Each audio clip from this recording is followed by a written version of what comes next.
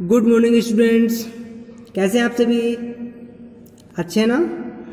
उम्मीद कर रहा हूँ कि आप लोग बहुत अच्छे होंगे और अपनी पढ़ाई भी बहुत अच्छे से कर रहे होंगे, क्योंकि आप लोगों का बोर्ड क्लास है। तो बोर्ड क्लास है तो आप लोगों को थोड़ा सा तर्क रहना पड़ेगा, तो इससे आप लोग अपनी तैयारी सही से करेंगे और ठीक है, सभी अच्छे होंगे। तो दोस्तों, कल मैंने आपको चैप्टर स्टार्ट कराया था विद्युत धारा। तो विद्युत धारा में थोड़ा बहुत मैंने बता दिया था, ये करा भी दिया था, ठीक है, ये लिखा भी दिया था दिष्ट धारा क्या होती, विद्युत धारा क्या होती है। उसके बाद दिष्ट दो प्रकार की जो धारा होती है उसमें दिष्ट धारा इनडायरेक्ट करंट क्या होती है, प्रत्यावर्ती धारा मतलब अल्टरनेट करंट क्या होती है। उसके बाद मैं आपको अब कराएंगे। आपको अगला टॉपिक है धारा घनत्व। धारा घनत्व, करंट डेंसिटी। धारा घनत्व क्या होता है? देखो, धारा घनत्व सदिश राशि है जिसका परिमाण चालक में किसी बिंदु पर एकांक क्षेत्रफल से लंबवत गुजरने वाली धारा के बराबर होता है।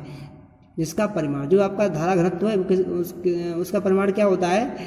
चालक में किसी बिंदु पर एकांक, जो चालक है उसमें कोई एक बिंदु ले लिया, उस पर एकांक क्षेत्रफल से लंबवत गुजरने वाली धारा के बराबर होता है। जो उसमें एकांक क्षेत्रफल से जो धारा गुजर रही है उससे, तो उसी के बराबर क्या होता है?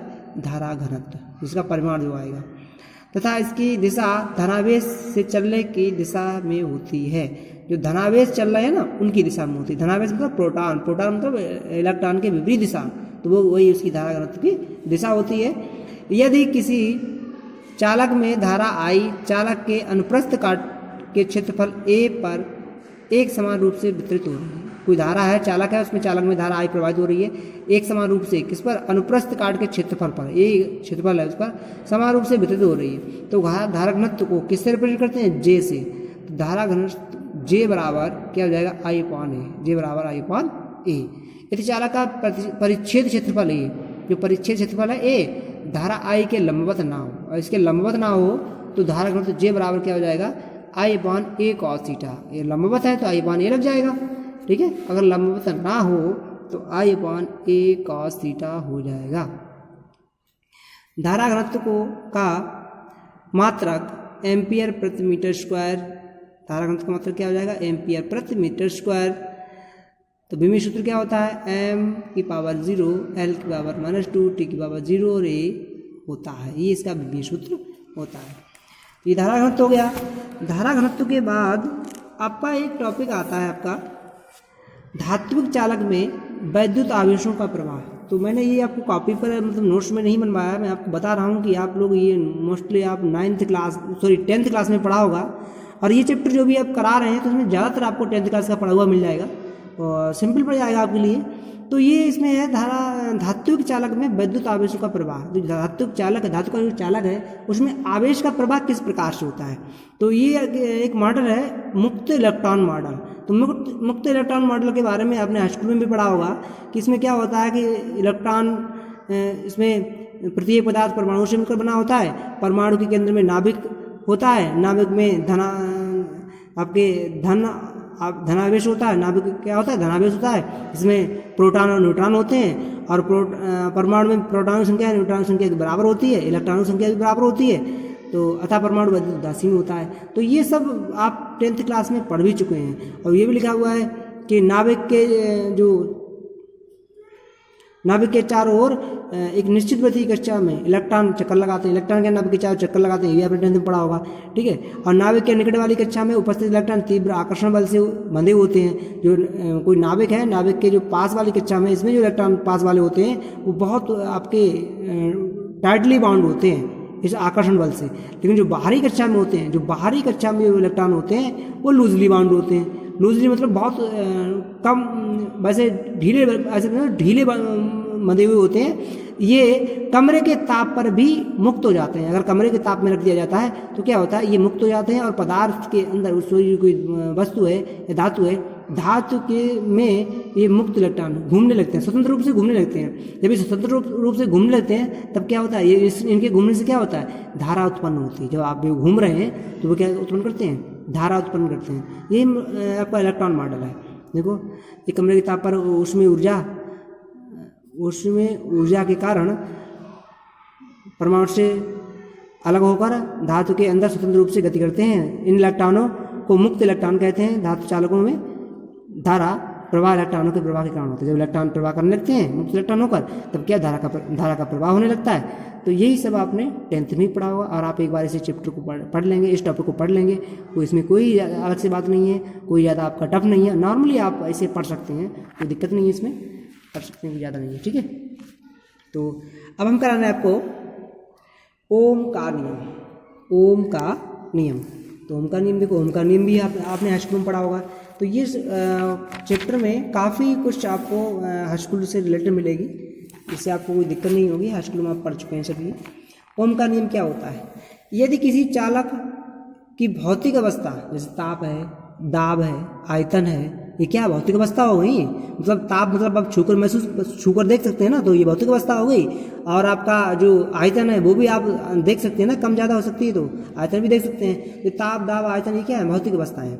यदि कोई चालक है उसमें भौतिक अवस्था में कोई परिवर्तन ना हो तो उसके सिरों पर लगाए गए विभवांतर तथा उसमें बहने वाली धारा का अनुपात नियत होता है।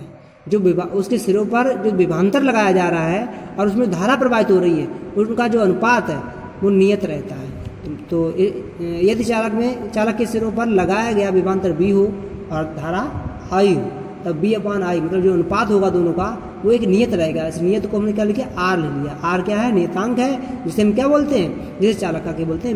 विद्युत प्रतिरोध बोलते हैं। चालक का विद्युत प्रतिरोध बोलते हैं। ग्राफ से हम बता रहे हैं, ये आपकी धारा प्रवाहित हो रही है, ये धारा है और ये आपका विभवांतर है। तो जितना आप विभवांतर दे रहे हैं, जितना विभवांतर बढ़ाएंगे उतनी धारा प्रवाहित बढ़ेगी। तो इस कंडीशन में क्या है, इन दोनों के बीच ग्राफ खींचेंगे तो ग्राफ में एक सरल रेखा प्राप्त हो रही है। मतलब इस पॉइंट पर अपने एक वोल्ट विभवांतर लगाया तो 1 एम्पियर ही धारा उत्पन्न हो रही है। या अगर 2 वोल्ट विभवांतर हुआ तो आपका 2 एम्पियर ही धारा उत्पन्न हो रही है। तो मतलब क्या हुआ? एक सीधी रेखा प्राप्त हो रही है। ये आपका क्या हो गया? ये आपका ओम का नियम हो गया। ठीक है, तो ओम का नियम समझे होंगे आप लोग। तो आपका अगला टॉपिक है वैद्युत प्रतिरोध। वैद्युत प्रतिरोध क्या होता है? प्रतिरोध आप जानते होंगे, इलेक्ट्रिकल रेजिस्टेंस, मतलब धारा के बहने में जो रुकावट पैदा करता है। रुकावट, प्रतिरोध जानते हैं? रुकावट पैदा करना, तो क्या कहलाता है? प्रतिरोध कहलाता है। किसी चालक का वह गुण जिसके कारण वह विद्युत धारा के प्रवाह का विरोध करता है। धारा का प्रवाह हो रहा है, उसका जो विरोध करता है, तो वही क्या कहलाता है? चालक का वैद्युत प्रतिरोध कहलाता है। इसका मान चालक के सिरों पर लगाए गए विभवांतर V तथा उसमें बहने वाली धारा I के अनुपात के बराबर होता है। इसका मान इसके अनुपात के बराबर होता है। जो आपने ऊपर फॉर्मूला था वही नीचे आएगा। मतलब R बराबर क्या हो जाएगा? V/I। जहाँ R क्या है? आपको R से प्रदर्शित करते हैं विद्युत प्रतिरोध को। इसका मात्रक वोल्ट प्रति एम्पीयर होता है, जिसे हम ओम भी कहते हैं। इसे क्या कहते हैं? ओम कहते हैं। ठीक है, आम भाषा आप देख रहे हो ना, जो सड़कों पर आप देख रहे हो, एक जो सड़कों पर ब्रेकर लगे हुए होते हैं ना, तो ब्रेकर भी एक प्रतिरोध का कार्य करते हैं। क्यों? कि आपका गति का अवरोध कर रहे हैं ना, गति को कम कर रहे हैं, तो आपके प्रतिरोध कहलाते हैं। ठीक है, तो ये भी यही प्रतिरोध का भी होता है काम। अगला टॉपिक है प्रतिरोधकता अथवा विशिष्ट प्रतिरोध। प्रतिरोधकता अथवा विशिष्ट प्रतिरोध क्या होता है? ये देखो, एक निश्चित ताप पर किसी चालक तार का प्रतिरोध R तथा लंबाई L के अनुक्रमानुपाती होता है। जो प्रतिरोध तार है वो जो तार का प्रतिरोध है वो तार की लंबाई पर अनुक्रमानुपाती होता है। तो R क्या है? R proportional L। ठीक है, तथा तार के अनुप्रस्थ काट के क्षेत्रफल के व्युत्क्रमानुपाती। जो तार का अनुप्रस्थ, ये तार है, तार का यहाँ पर ये आपका वृत्तीय भाग होता है, ये आपका वृत्तीय भाग होता है, ये अनुप्रस्थ काट का क्षेत्रफल कहलाएगा। तो अनुप्रस्थ काट का क्षेत्रफल के व्युत्क्रमानुपाती होता है। तो R प्रोपोर्शनल 1/, इनवर्सली प्रोपोर्शनल आपका 1/, क्या हो जाएगा? ए हो जाएगा। अब देखो R बराबर R प्रोपोर्शनल L/A हो गया। दोनों को मिक्स करेंगे, ये L होता है समानुपाती में और A होता है व्युत्क्रमानुपाती में। दोनों को हम इस प्रकार से लिख सकते हैं।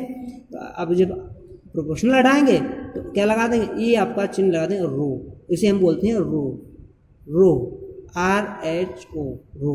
ठीक है, ये रो होता है। तो क्या हुआ? तो आपका P नहीं है, P मतलब समझना, P से थोड़ा झुका हुआ। P आपका बिल्कुल सीधा होता है, लंबा ना, लेकिन आपका रो थोड़ा ऊपर जाके झुक जाता है इस प्रकार से, तो आपका रो कहलाता है। ठीक है, तो रो R बराबर क्या आएगा? रो L/A। तो रो बराबर क्या हो जाएगा? यहाँ से रो का मान निकालना, A बन जाएगा, तो RA/L। ये रो आ गया, जहाँ रो क्या है, एक नियतांक है जिसे चालक के पदार्थ का विशिष्ट प्रतिरोध या प्रतिरोधकता कहते हैं, ये आपका रो होता है। ठीक है, इसका मात्रक ओम मीटर होता है। तो दोस्तों आज के लिए इतना ही, और हम नेक्स्ट वीडियो में आपको पढ़ाएंगे। तो उम्मीद कर रहा हूँ कि आपको ये टॉपिक क्लियर हुए होंगे। ये आपके हाई स्कूल के टॉपिक हैं, सिंपल हैं, आप पहले आपने पढ़ चुके हैं। ठीक है, आज के लिए इतना ही, थैंक यू।